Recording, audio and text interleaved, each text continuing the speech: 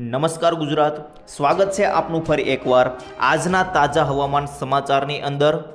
જી હા મિત્રો, ખાસ કરીને ગુજરાતમાં જેની બીક હતી તે જ થયું।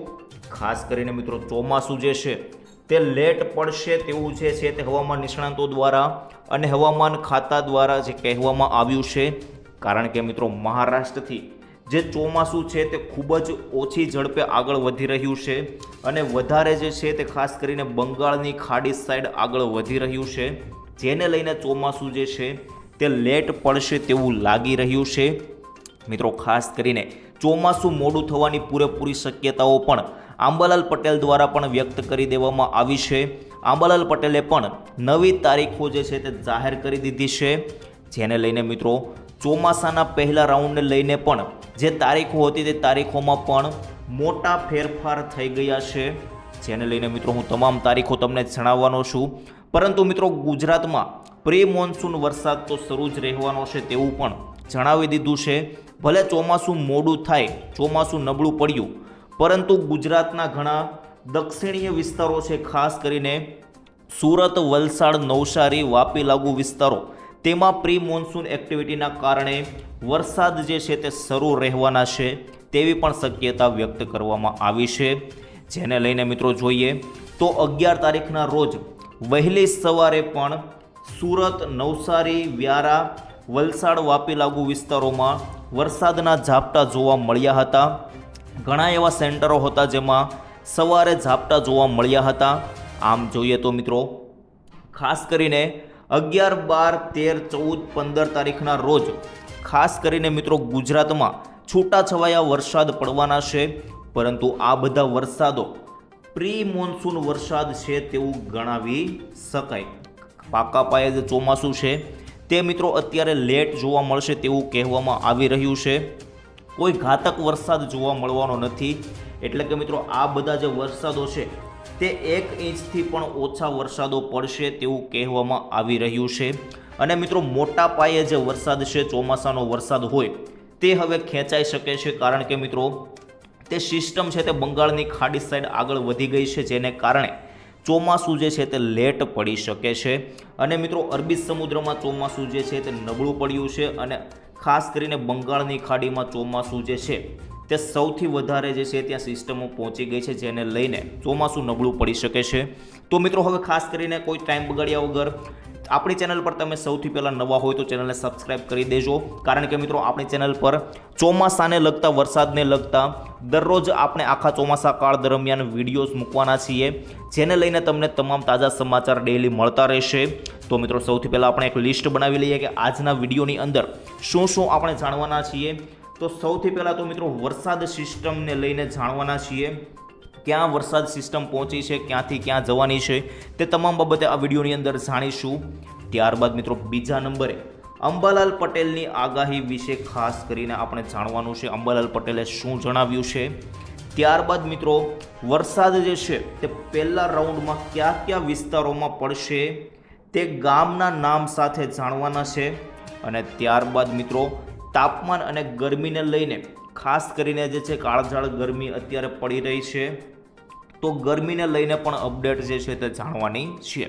તો મિત્રો સૌપ્રથમ આપણે શરૂઆત કરીએ તો સિસ્ટમ જે છે તેને લઈને આપણે વાત કરી લઈએ। તો મિત્રો સિસ્ટમ આખી જે છે તે ખાસ કરીને બંગાળની ખાડી સાઈડ આગળ વધી રહી છે। અહીં તમે જોઈ શકો છો મિત્રો સિસ્ટમ તમને દેખાઈ રહી છે, ખાસ કરીને જે બંગાળની ખાડી સાઈડ જે છે તે આખી સિસ્ટમ અહીંયા આવી ગઈ છે અને અહીંયા જે ખાસ કરીને અરબી સમુદ્ર છે ત્યાં થોડીક ઓછી સિસ્ટમ લાગી રહી છે, અહીં વધારે સિસ્ટમ લાગી રહી છે। એટલે કે મિત્રો ખાસ કરીને જણાવીએ તો અરબ સાગર જે છે તે નબળું પડ્યું છે અને બંગાળની ખાડી જે છે ત્યાં સૌથી વધારે, એટલે કે મિત્રો એ થોડુંક પાકું બન્યું છે, મજબૂત ત્યાં સિસ્ટમ બની ગઈ છે। ત્યારબાદ મિત્રો હવે આગળ જોઈએ તો કેરળ અને જે વિસ્તારો છે, ખાસ કરીને કેરળ, કર્ણાટક અને બધા વિસ્તારો છે, મુંબઈ મહારાષ્ટ્ર લાગુ વિસ્તારો, તેમાં પણ વરસાદ આજે જોવા મળ્યો નથી, કારણ કે મિત્રો સિસ્ટમ જે છે તે નબળી પડી છે, જેને લઈને ત્યાં વરસાદ જોવા મળ્યો નથી।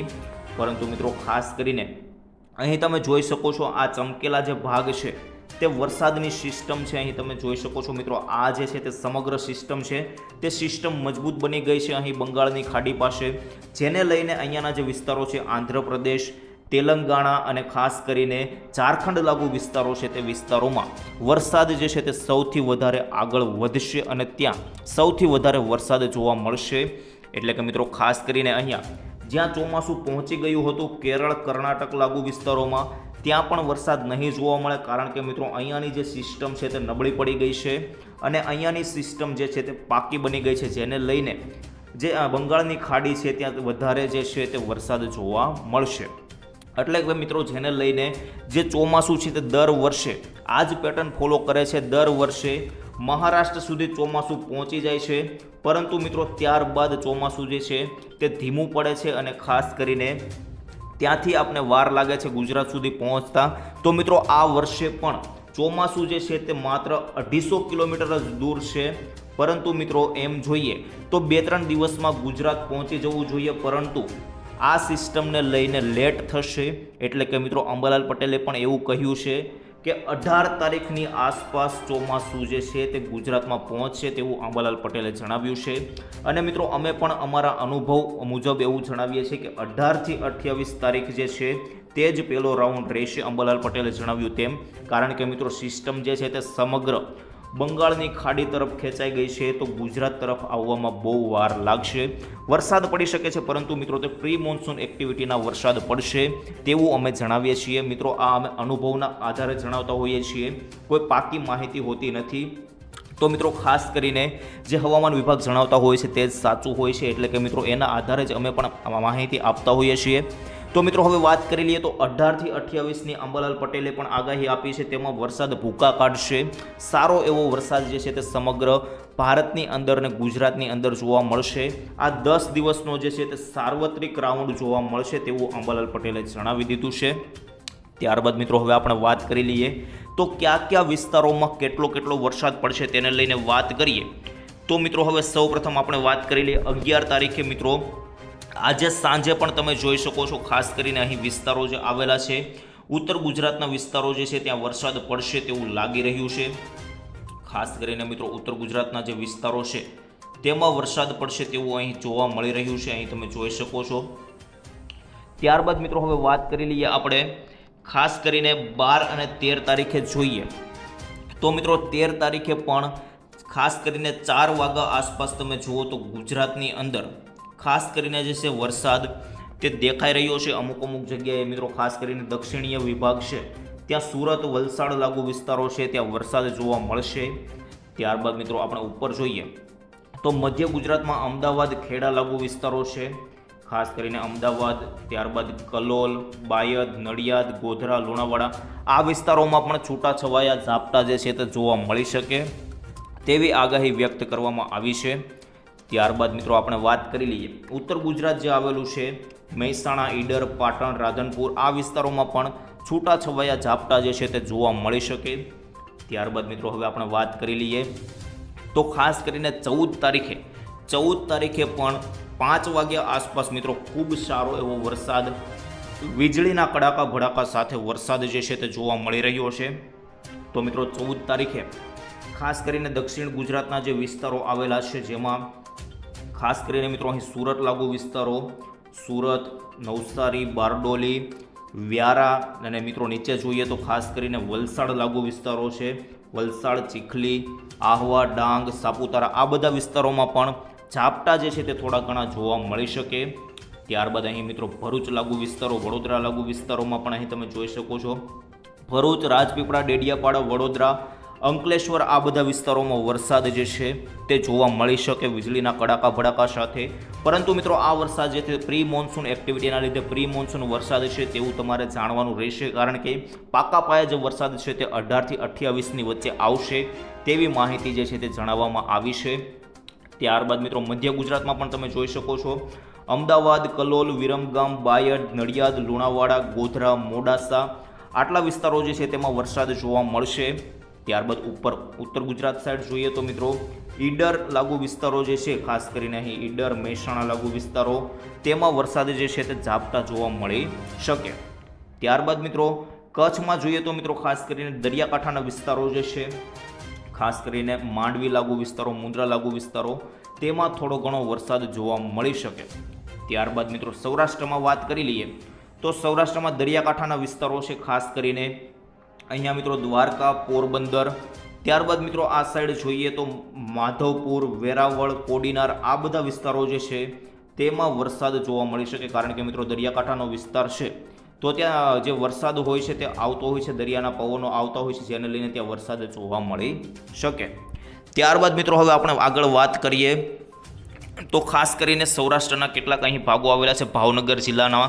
તો ભાવનગરમાં પણ મિત્રો અહીં ગારિયાધાર, પાલીતાણા, સોનગઢ, અલંગ લાગુ વિસ્તારો, લાઠી, અમરેલી, આ બધા વિસ્તારોમાં પણ છૂટાછવાયો વરસાદ જોવા મળી શકે. ત્યારબાદ મિત્રો આખો બોટાદ અને રાજકોટ જિલ્લો, ખાસ કરીને રાજકોટ, બોટાદ, સાળંગપુરથી લઈને મિત્રો અહીં તમે જુઓ તો ખાસ કરીને ધોલેરા લાગુ વિસ્તારો, ખંભાત, સુરેન્દ્રનગર લાગુ વિસ્તારો, આ બધા વિસ્તારો, લીંબડી બાજુમાં પણ વરસાદ જે છે તે જોવા મળી શકે. ત્યારબાદ મિત્રો હવે આપણે વાત કરવાની છે વરસાદને લઈને મેં તમને આગાહી આપી દીધી 14 તારીખ સુધી. 15 તારીખે જોઈએ તો મિત્રો 15 તારીખે પણ આવો છૂટોછવાયો વરસાદ જોવા મળશે પ્રી મોન્સૂનનો.